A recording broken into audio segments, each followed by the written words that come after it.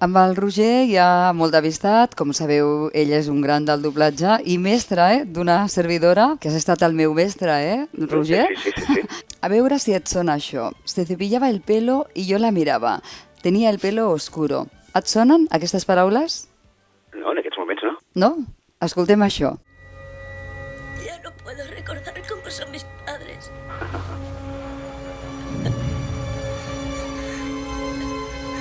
Jugábamos al bridge con mi madre en su habitación. Se cepillaba el pelo y yo la miraba. Tenía el pelo oscuro. Estic flipant ja, perquè és molt maca aquesta escena. En tenia 11. 11 tenia els mateixos anys perquè l'Spielberg va voler això, que fos de la mateixa edat que el Christian Bale, que l'actor. És fort, No entenc com ho feia tan bé jo de petit.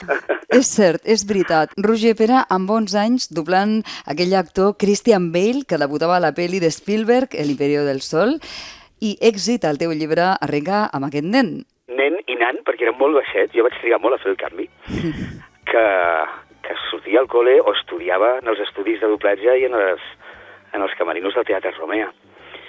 Clar, jo per mi... en el moment que jo estava malament, sempre els deia als meus pares que em vau fer treballar de petit, no? Però és mentida. Els meus pares sempre em preguntaven: t'han trucat per fer el Planeta Imaginario? O t'han trucat per un doblatge? O per una obra de teatre? Què ho vols fer? I jo sempre els deia que sí, perquè m'ho passava molt bé. I a més em cuidaven tan bé. I era un joc molt bonic per mi. Després et fas gran i ja vols fer-ho bé. I és quan ho vols fer bé és quan ja la cagues. És a dir, clar, quan ets un nen jugues i ja està, i ho fas, i no et preocupes de si t'agafaran per l'altre o que et donguin un premi. Simplement jugues, tant sigui teatre com televisió, com doblatge. I jo era un nen que jugava i en comptes de jugar al parc amb els altres amics jugava als estudis de doblatge. Les meves primeres pel·lícules importants amb doblatge, allò que després vas amb els amics i amb la família a escoltar-te amb un cine, amb una pantalla gran i bueno, se't posa els pèls de punta, va ser amb La princesa prometida, primer, i després seguida va venir el Imperio del Sol. El Imperio del Sol de Steven Spielberg, que si tinc entès que et va escriure una carta d'agraïment. Sí, ho fa sempre l'Spielberg, i sobretot en aquella època, ara no té tant temps, no el conec personalment, però és molt detallista, i sobretot la feina dels nanos, tant aquí com a Itàlia, els actors europeus que vam doblar aquest nen, a tots ens va enviar una carta felicitant-nos. Perquè imagineu-vos, els doblatges normalment d'una pel·lícula són 4 o 5 dies. Doncs, fent l'Imperio del Sol, que ja de per si era una pel·lícula molt llarga, de 3 hores, vam estar 6 setmanes. 6 setmanes.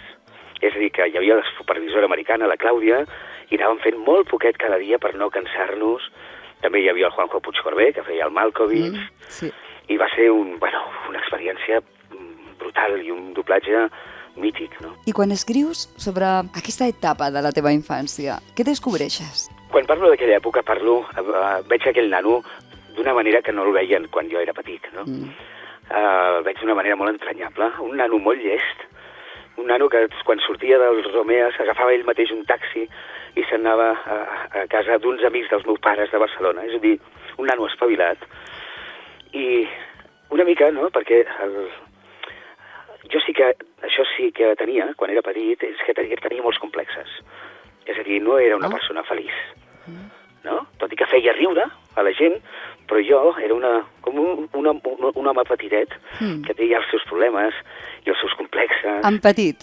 Sí, i no creix, i està gordito, i té poc cabell, no té el tupé que dels seus amics, i les noies no li diuen masses coses. I aquest nano que era molt maco i molt noble, després a l'adolescència es va convertir en un gamberrillo que volia fer, no?, que volia ser un Roger sense causa, no? I d'aquí una mica, quan comences a perdre aquell nen, és una mica quan comencen els problemes. Aleshores, la feina maca ha sigut recuperar aquell nen i a partir d'allà netegem les coses. Però amb molt de carinyo per al Roger de quan era petit, molt, molt. Una vida actuant i fent doblatge, amb un treball al doblatge